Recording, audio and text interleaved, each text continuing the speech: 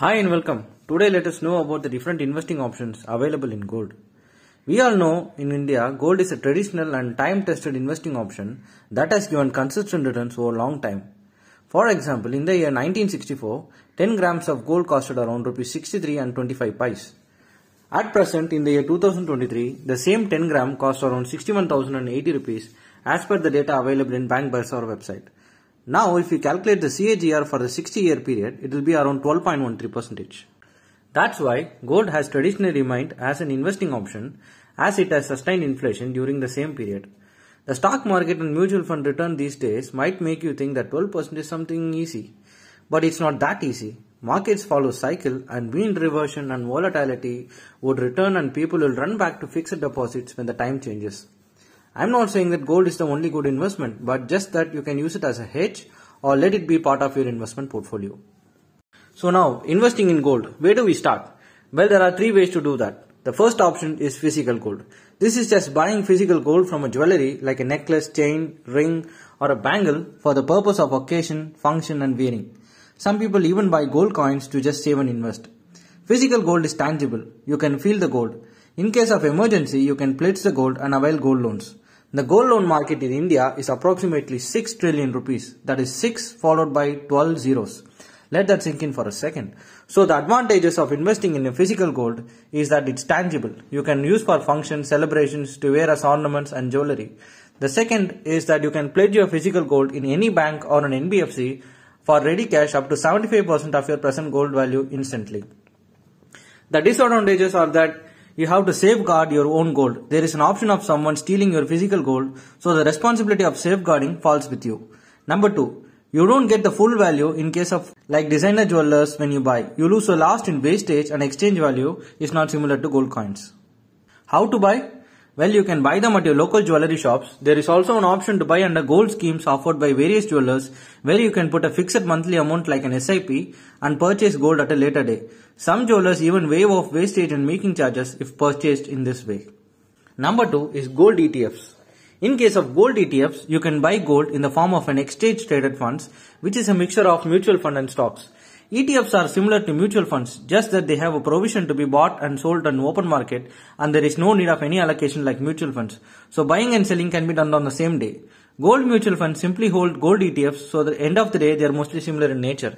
Advantages of having a gold ETF are that you don't have to pay any wastage or making fees when you buy them. Number 2, since they are stored electronically in Demat account, you don't have to worry about storing them securely as they are already secured.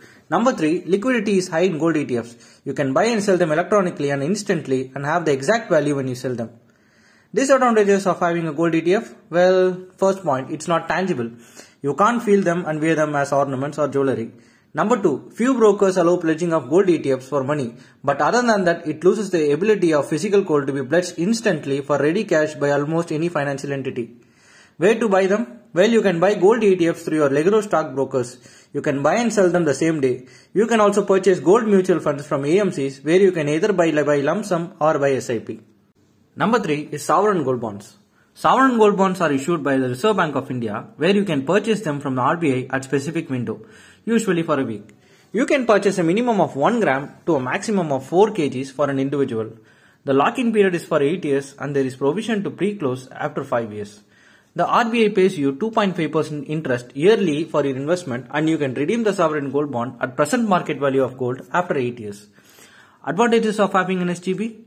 Well, you get the maximum interest of 3 gold options in SGB as they pay 2.5% interest in addition to the gold value increase. Similar to gold ETFs, SGBs are stored electronically in Demat account, so you don't have to worry about the issue of safeguarding the gold against theft. And number 3, similar to gold ETFs, there is no wastage or making charges while buying and selling. Disadvantages of a sovereign gold bond? Well, number 1 and the main one is the lock-in period of 8 years and minimum holding period of 5 years. So it's not as liquid as physical gold and gold ETFs when it comes to selling. Number 2, it is not that easy to pledge like physical gold. Third option is that there is no option to do SIP like gold schemes for physical gold or like gold ETFs. You can only buy during windows designated by RBI. Where to buy? You can buy SGBs during windows at any bank or post office. You can even buy them using your internet banking. So finally, which one is better? Investing decisions cannot be like a ready-made cloth that you can buy and use. It's more like being tailored specifically for you. There is no one option that works for everyone. For women, they can go with physical gold as they can use them both as a jewelry and an option to save. For those who need to have another investing option as gold along with equity but with good liquidity so that they can sell them anytime to deploy where there is better opportunity in stocks, they can go with gold ETFs. For those who are there for the long term and are ready to stay for more than 5 years, can go for sovereign gold bonds as end of the day, their returns are more than both physical and gold ETFs. So that's a wrap. Thank you for watching this video and see you again next time.